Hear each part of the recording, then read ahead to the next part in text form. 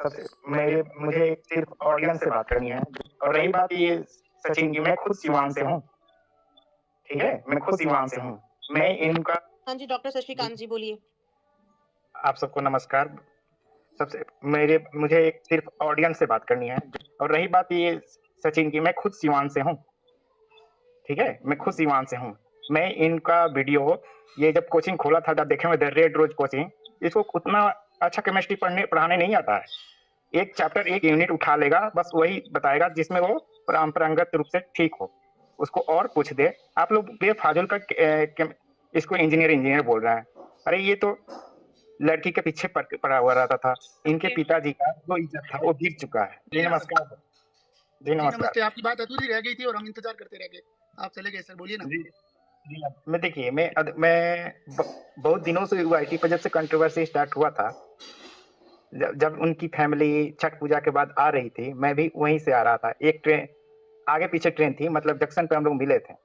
मैं उनके पिताजी का बहुत अच्छी तरह से जानता हूँ, ठीक है? मैं जी सिवान का सर। ही रहने वाला हूँ। जी, पर आप लोग मतलब यूआईटी फैमिली को क्रिएटर्स को बोल रहा हूँ, जितना हम अच्छे से जानते हैं, उतना आप लोग अच्छे से नहीं जानते होंगे। जी सर।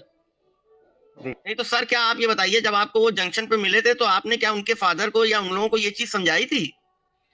अंकल जी से बात हुई थी। आप लोग अप्सरा मैम की बात करते हैं। अप्सरा मैम वो थोड़ा जेलस टाइप की हैं। वो मतलब अपने से कोई अच्छा महिला कुछ पहन ले, वो देखना नहीं पसंद करती हैं, इतना आपको पता है। नहीं, आपके आपके उनके उनके फादर से अंकल बात जी से हुई, तो अंकल जी से आपने उनके अंकल जी से फादर। बात हाँ, तो अंकल जी को आपने समझाया तो अंकल जी क्या बोले? अंकल जी से बात 2 टर्न बात हुई। तो क्या बोले उनके फादर? वो बोले हैं कि जा रहे हैं ये वही मनीषा को देखने, मनीषा कुछ कर ना ले, ठीक है? अरे डॉक्टर साहब यूट्यूब पे बोल रहे हैं, ये सब चीजें ऑन रिकॉर्ड होती हैं, तो जरा खुल के जी, बताइए पूरी बात, क्या बातचीत हुई आपकी उनके फादर से? मुझे कोई दिक्कत नहीं। आप उनके पिताजी बहुत अच्छे समाज में, मतलब सिवान में रहने वाले एक टीचर हैं, सेक्रेटरी पद पे हैं, सिवान बच्चे नहीं तो प्राइवेट स्कूल। आपकी उनकी जब उनके फादर से बात हुई, तो उनके जी, फादर क्या बोले आपसे? बस यही आपने बोले कि कंट्रोवर्सी को लेकर के कुछ हमें बात किए थे क्या? नहीं, कंट्रोवर्सी तो मुझे उसी दिन पता चला। ये छठ पूजा के पारण जो होता है, उस दिन से ये कंट्रोवर्सी स्टार्ट हुई थी ना। हम्म। हाँ, उसी दिन वो पारण के दिन ही शाम को वो ट्रेन हम्म। पकड़ रहे थे। हम भी ट्रेन पकड़ के, हम मेरठ में ही रहते हैं। अच्छा।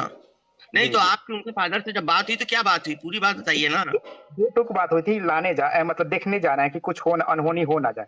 मैंने वो बोला कि ठीक है अंकल जी, जाइए समझाइए नहीं तो थोड़ा। उस समय कौन सी अनहोनी होनी थी भैया? अब उनकी फैमिली बोली ना कि अनहोनी ना हो जाए कुछ।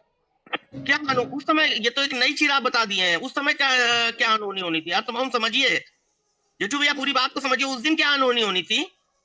कुछ अनहोनी ना हो जाए, अब वही तो आप समझिए। आप जो बोल रहे हैं ना मेरी बातों को लेके, ये सोचने वाली बात है, क्योंकि वही वही उनकी तभी तभी ये नहीं, ये मुझे तो तो आप ऐसा एक लगता है नई कि चीज इस बता रहे घर हैं, में उस मुझे समय ऐसा जब लगता है आप इस घर में केवल जिस समय का अप्सरा वाक्य मैम आप का राज ही बता रहे चलता है। हैं। अरे मैम आप एक लोग मिनट ना डेट। नाम मत लीजिए, आप लोग ना नाम लेके मत ओके बोलिए। ओके। नहीं, नाम मैं किसी का नाम नहीं ले रहा हूँ। नहीं, मैं ये पूछ रहा हूँ, जब आपकी उस दिन मुलाकात हुई उस समय तो कोई कंट्रोवर्सी भी नहीं स्टार्ट हुई थी, तो उस समय स्टार्ट आप उसी दिन आपसे हुई थी भाई साहब, स्टार्ट उसी दिन हुई थी, छठ के पारण के दिन। उस दिन हुई थी ना, तो उसी दिन आपको जब ये मिले तो उस दिन तो वो भी साथ में थी, हाँ, नहीं नहीं, उनकी वहां पे बहू भी। तीन लोग थे। आप नहीं, उनकी बहू नहीं थी, वो लोग अंबाला जा रहे थे। अम्बाला जा रहे थे, अच्छा। हाँ। हाँ। हाँ हाँ हाँ। तो वो ये बोले कि हम जा रहे हैं, ये अम्बाला जा रहा है। तो मैं ठीक है, तो वो अपने से बोले कि हमने पूछा कि क्या हो गया, कोई तब दिक्कत? शायद आई थिंक सचिन घर पे नहीं थे, वो मनीषा घर पे अकेली थी। हाँ मनीषा, मनीषा। हाँ, वही तो मैं बोल रहा हूँ कि कुछ हो ना हाँ, जाए। मैं नाम मत लीजिए, नाम मत लीजिए। हाँ, अरे कुछ फिर भैया अगर अनहोनी हो लप्पू ना और ये सब भी बोलेंगे तो भी तो अच्छा नहीं लगता ना, तो नाम तो लेना ही नहीं, पड़ेगा। आप नाम मत लीजिए, नहीं, आप जगत भैया बोल लीजिए, जिससे ओके उन्हें ओके। बुरा मैं नहीं वही लगे। सवाल बोल रहा था, नाम नहीं, कुछ अनहोनी ना हो जाए। अब ये जो हम्म बोले अनहोनी का मतलब वो अकेली थी वहां पे। हम्म। तो अकेली थी तो कुछ भी हो सकता है, या कुछ वो कर ना ले, क्योंकि वहां पे तो वो था नहीं। हम्म।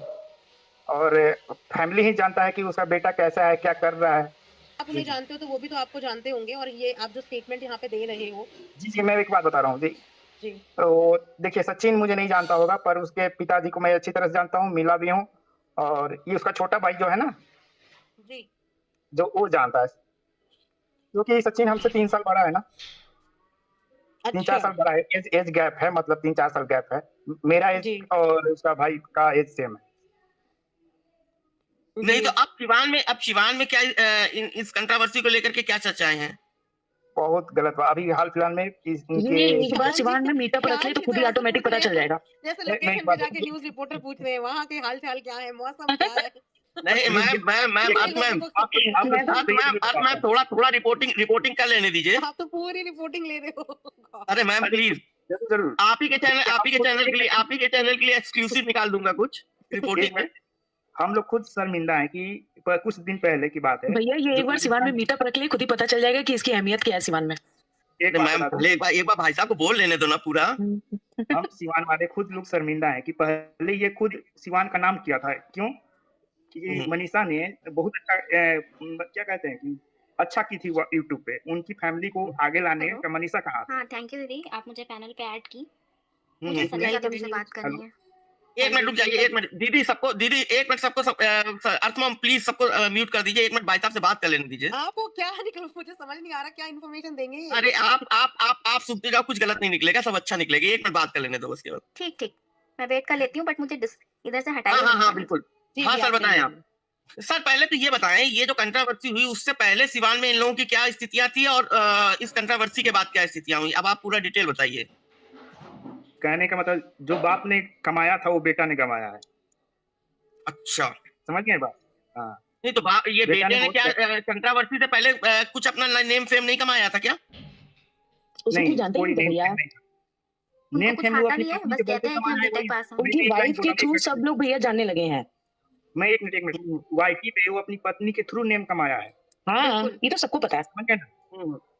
नहीं शिवान, हम खासतौर पर शिवान की स्थिति पूछ रहे हैं, जहाँ वो पैतृक है उनका निवास, वहाँ का पूछ रहे सो हैं। फ्रेंड्स, आपने इस ऑडियो रिकॉर्डिंग को सुनने के बाद आपको अच्छे से पता हो गया होगा कि लप्पू टुचिन के गांव में उसकी फैमिली की क्या इज्जत है और क्या इज्जत पहले थी और क्या इज्जत अब हो गई। ये लप्पू टुचिन जो है अपने बाप की कमाई हुई इज्जत को मिट्टी में मिला दिया है। जो बोलता है ना कि हमारे गांव में बहुत इज्जत है, बहुत इज्जत है, ये नालायक इंसान जो है सड़क पे घूमते रहता है, इसकी फैमिली को कोई पूछ नहीं है, यही इसकी असली औकात है। और ये नालायक इंसान पढ़ने में कोई इंटरेस्टेड नहीं था, ये लड़कीबाजी करता था, कोई इंजीनियर नहीं है, बस यूट्यूब पे आकर कंट्रोवर्सी कर के यहाँ तक पहुँचा है और बोलता है कि हमारी क्या इज्जत है, हमने क्या कमाया है। और ये पूरी फैमिली जो है मिली हुई है। और साथ ही साथ अंकुश सक्सेना का रोस्ट वीडियो, जगत भाभी के रोस्ट वीडियो देखने के बाद ये भी पता चलता है कि पूरी फैमिली जो है इस कंट्रोवर्सी का रचयिता है और सिर्फ जगत भैया के पिताजी को छोड़कर, क्योंकि वो एलेक्सा हैं। कभी कभी अप्सरा आंटी जो है अपने पति को बीच में लाती हैं, बोलती हैं कि बोलिए, तो वो एलेक्सा की तरह बोलना शुरू कर जाते हैं। तो पिताजी के इसमें कोई दोष नहीं है, मगर ये नालायक इंसान जगत भैया जो है अपने बाप का कमाया हुआ इज्जत जो है मिट्टी में मिला के रख दिया। ये इतना आप पहचान लीजिए। और ये बहुत ही बड़ा मतलब गंदा इंसान है। सोच सकते हो कि एक सोशल मीडिया प्लेटफॉर्म पे किसी के घर की बहू बेटी के इज्जत को उतारना और पैसे कमाना एक फैमिली का आदत और हैबिट बन गया है। भले दुनिया जाए भाड़ में, मगर उसको अच्छे से इसकी फैमिली के पास पैसा आना चाहिए, यही इसकी असली सच्चाई है।